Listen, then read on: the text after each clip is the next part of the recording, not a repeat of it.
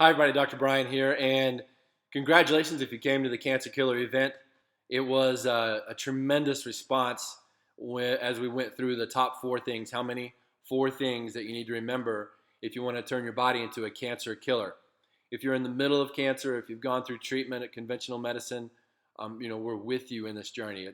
I can't imagine getting diagnosed, but I have smelled rotting tissue from chemotherapy treatments and radiation. Worked on hundreds and hundreds of people that have been down this road. I totally sympathize. Having said that, if you don't get your body working properly using these are just the top four things we're going to cover in this brief video.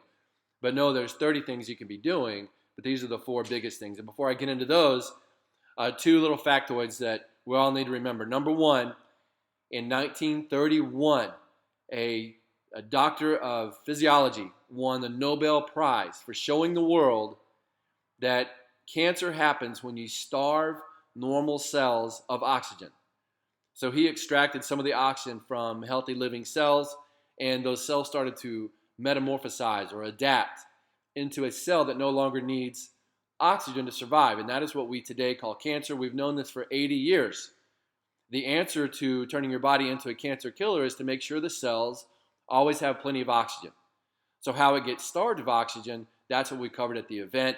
Just know that oxygen is your key nutrient or ingredient in keeping your healthy cells from turning into a cancerous cell. So that's 1931. And I think on some level that should irritate all of us, that when you go and get diagnosed, if you do a test or something, they don't talk about this, that you need to saturate your body with oxygen. It's all chemotherapy, drugs, radiation, or surgery. And I want to touch on the chemotherapy. Very little known fact is that the first chemotherapy drug was something called mustine. And in World War I, mustard gas, the nerve agent that caused eyeballs and esophaguses and skin to melt off, mustard gas in World War I, it was outlawed by the time World War II showed up, but the U.S. stockpiled this stuff just in case somebody else decided to use it. We would have it on hand, and we put it in a little town in Italy where we had a military base, and we stored it in the warehouses. And fortunately, we never had to tap in and use mustard gas during World War II. But unfortunately, a plane bombed these warehouses that housed all of the United States mustard gas. Mustard gas went into the air, killing thousands and thousands of people, injuring thousands and thousands more. Huge controversy all the way back in World War II. What happened was, in the autopsies, when the doctors and everybody were looking at people that died or were injured from this mustard gas explosion, they noticed that the lymph nodes were all shrunk in all these people. Your drainage system for toxins and everything in your body was shrunk.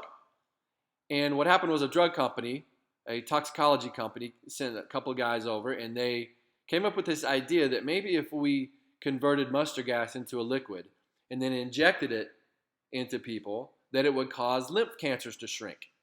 Kind of makes sense, right? Let's inject this mustard gas in and maybe it'll shrink lymph cancer. So they did that to people. They actually took mustard gas, made it a liquid, injected it, and watched these tumors shrink. Awesome, right? No, because while it shrunk the tumors, the person died. Very little known fact. The people did not survive this treatment. The outcome of the test or the studies were just to see if it shrunk lymph node cells and lymph node cancers. And it did that.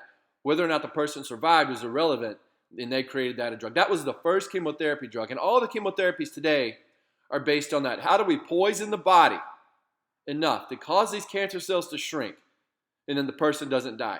I mean, the insanity behind us accepting that as healthy is beyond imagine. And like I said, if you've been through that, I understand it. They just don't tell you how to saturate your body with oxygen. It's all chemotherapy. It's all poison all the time, and then have a nice life.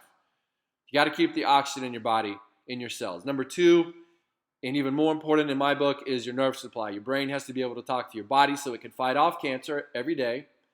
That is where we come in. A structural, corrective type of chiropractic care is the only people that can do that. An MD can't do it. An orthopedic, an insurance-based auto crash type of chiropractor, massage therapist, acupuncturist.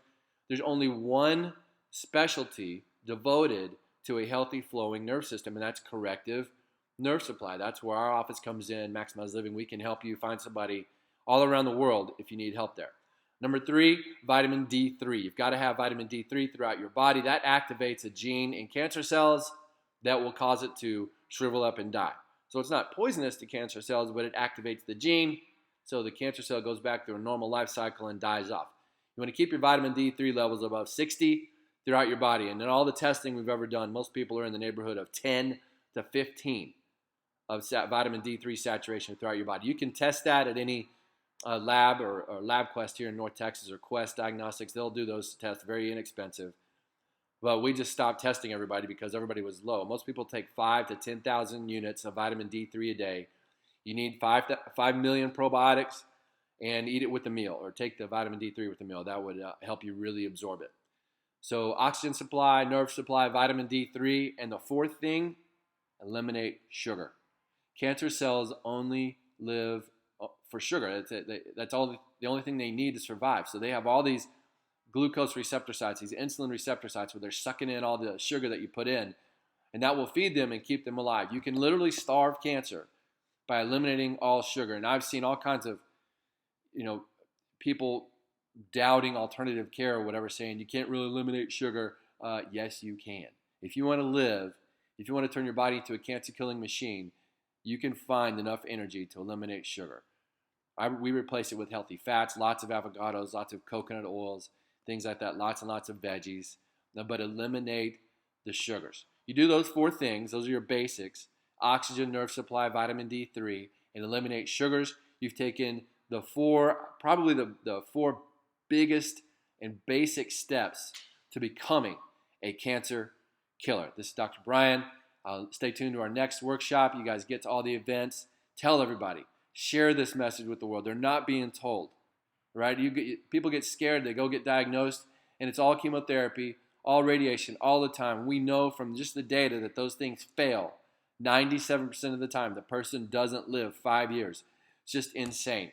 In the office, we've only ever lost 2 people to cancer, and they wouldn't stop doing the chemotherapy. We've had 12 completely fire the system. They didn't do chemotherapy anymore. They were given a death sentence.